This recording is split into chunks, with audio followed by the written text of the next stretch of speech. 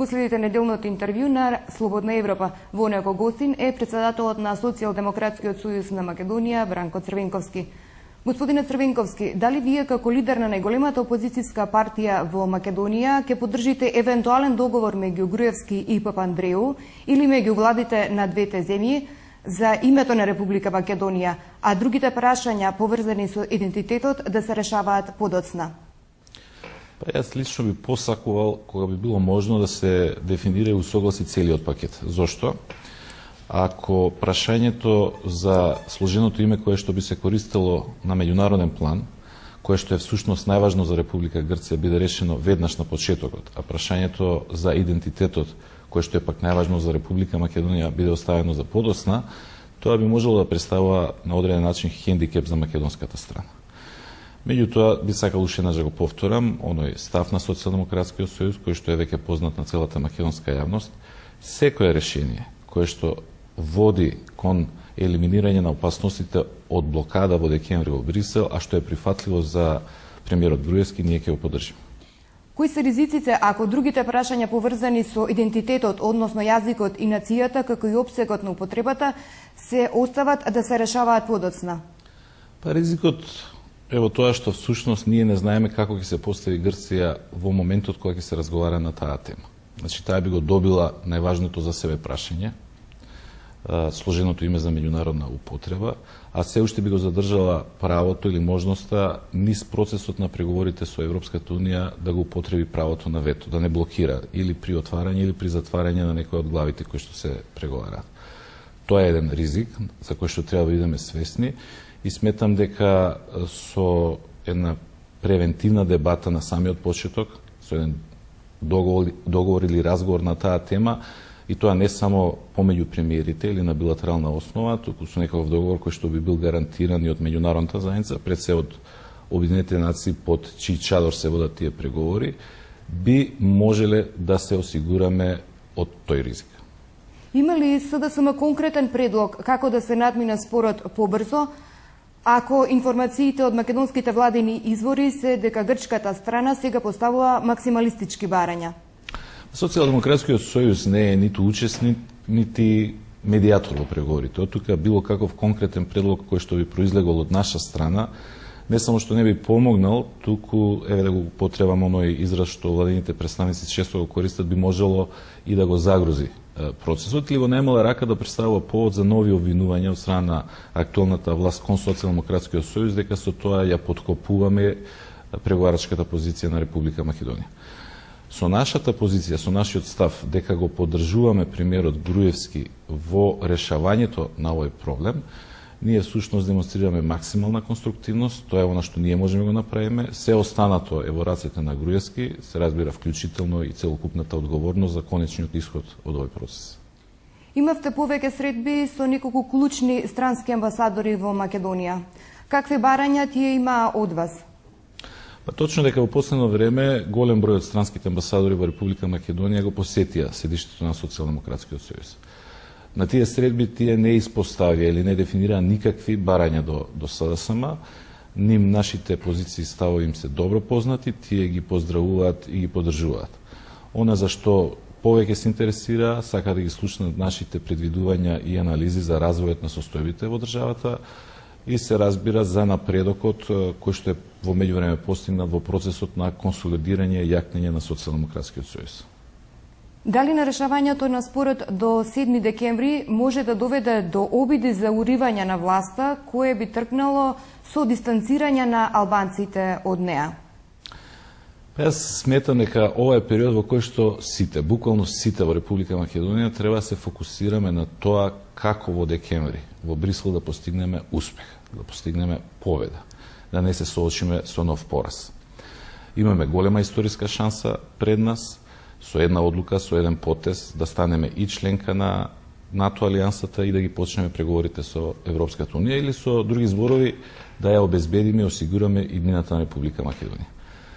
Било какви коментари, анализи, дискусии околу можни сценарија после 7 декември во случај на неуспех, според мене во овој период се контрапродуктивни. Затоа, потоа да се надеваме дека тако нешто нема да се случи, или како што вели една изрека, за лошите работи никогаш не е доста. Дали договоривте некакви идни чекори со лидерот на ДУИ Али Ахмети? Единствената работа која што ја разговаравме со господинот Али Ахмети е токму она што и јавно е соопштивме. Значи, како што реков пред малку, се наоѓаме пред историска шанса која што не смее да се пропушти и двете партии даваат целосна подршка на владата, на премиерот Груевски за решавање, а не за блокирање на тој процес. Тоа се пораки на охрабрување и сметам дека се апсолутно позитивни и конструктивни. Не стана збор за никакви други сценарија, не стана збор за никакви бунтови, рушење на владата, црни сценарија.